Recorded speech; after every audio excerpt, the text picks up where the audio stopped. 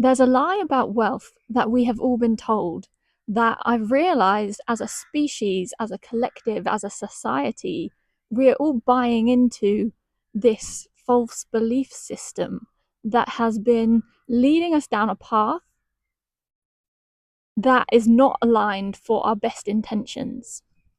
So, what do I mean by this? So, first, let's unpack what does wealth actually mean? So, if you look up a definition of the word wealth, the word actually means to have something valuable in excess. So we're really referencing a state of abundance. And in our modern society, everybody seeks financial wealth as the answer to all of their problems because we live with this understanding that having financial security brings a sense of safety and brings a sense of freedom. And so this is the objective, the goal, the target that we were all being programmed to reach for and to idolize all the time.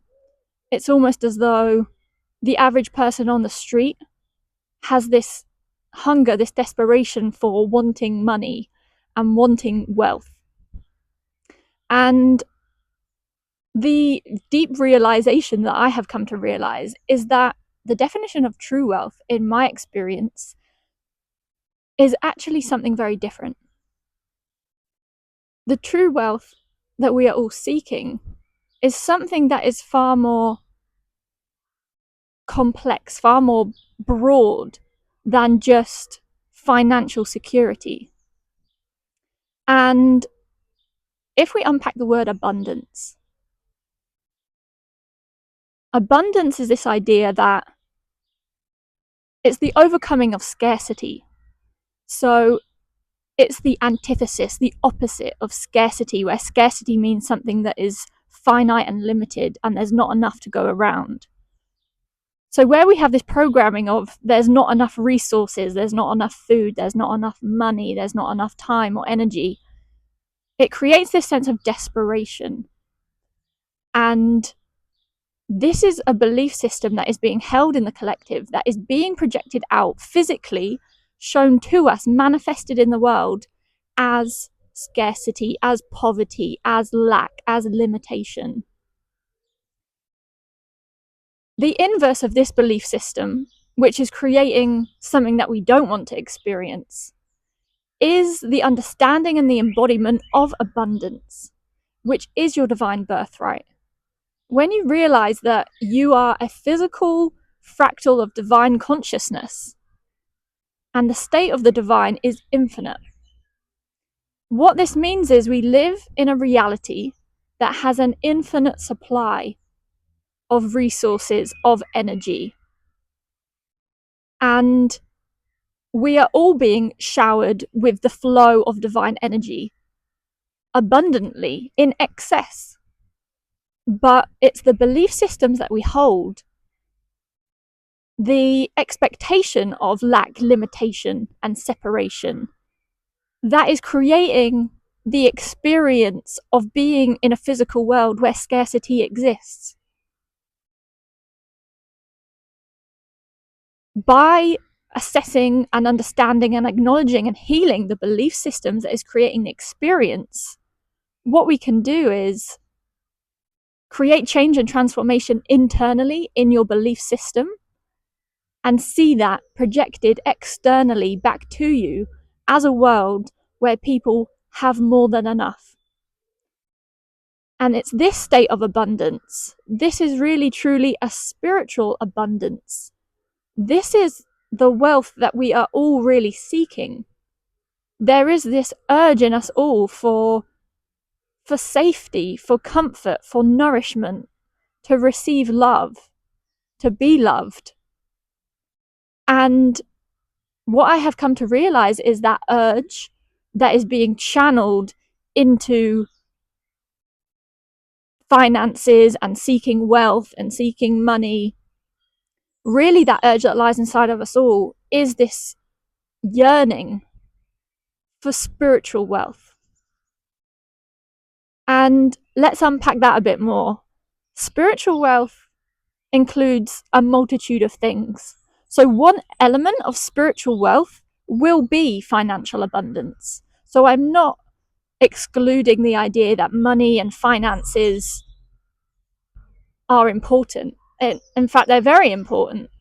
But the money and the finances that you seek, which will create a sense of this security, will come about as a result of aligning with your spiritual abundance, with your spiritual essence, and moving your life choices onto a path where you're operating and thinking and making choices in alignment with your divine blueprint, with the divine plan for your incarnation, your soul blueprint. And when you can move into a state of flow, then you are aligning with the divine plan, God's plan for who you are and what you are coming to bring to the world.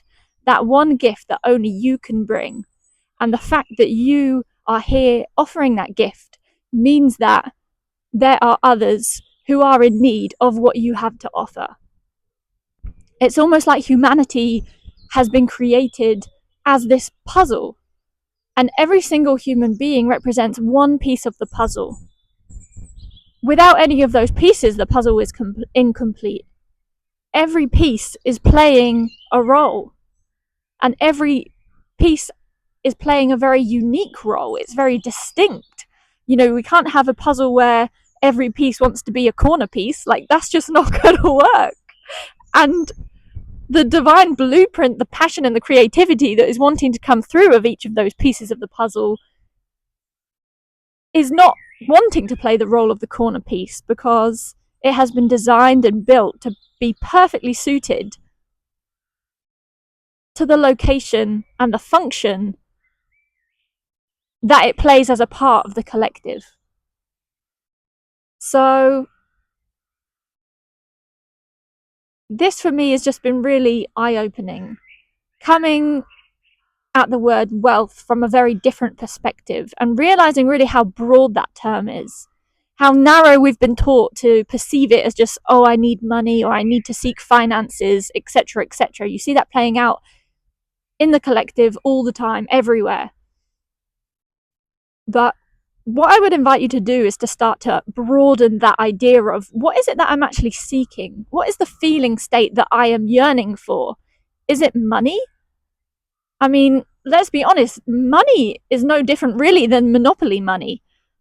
The only difference is the belief system that we have, that we hold.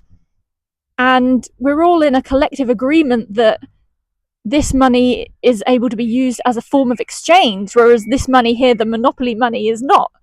So the inherent value that it has is actually coming from our belief systems about it.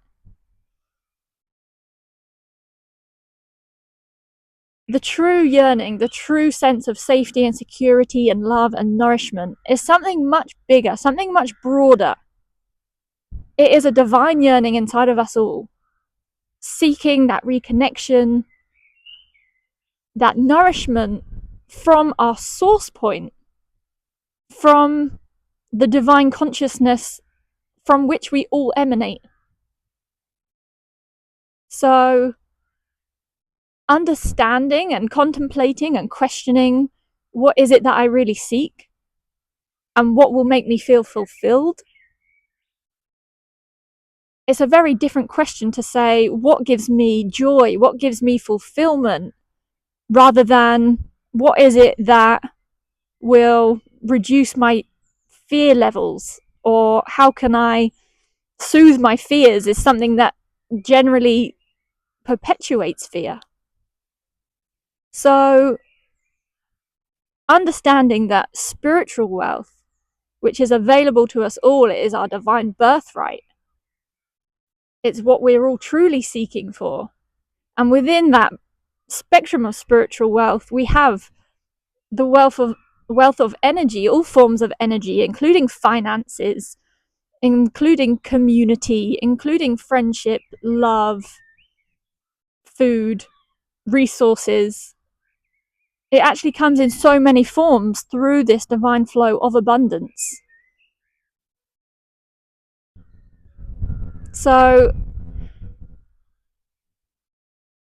this is the perspective flip that I would really like to share with you today, to understand, there will be so many ways in your life that you can reflect on and understand, wow, like I am so wealthy. I have a wealth of friendships, or I have a wealth of opportunities, or I have a wealth of creativity that's coming through me.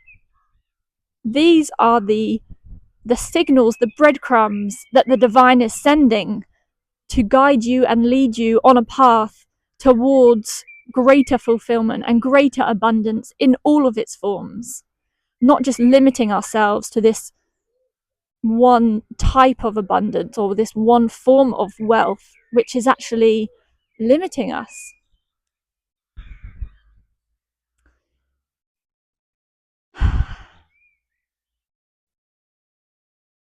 I think with the wealth topic, the one thing that I hope that I can impart on you is this idea of the spiritual quest, or the spiritual journey, is a journey that we are all on. Most people probably don't even realize they're on it.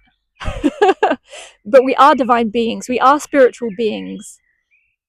And the yearning that you have inside you is the reconnection with the divine, finding the truth of your soul purpose, your meaning for being here, and aligning with the plan, the beauty, the synchronicity that you were created to bring to the world. That future is yours to claim.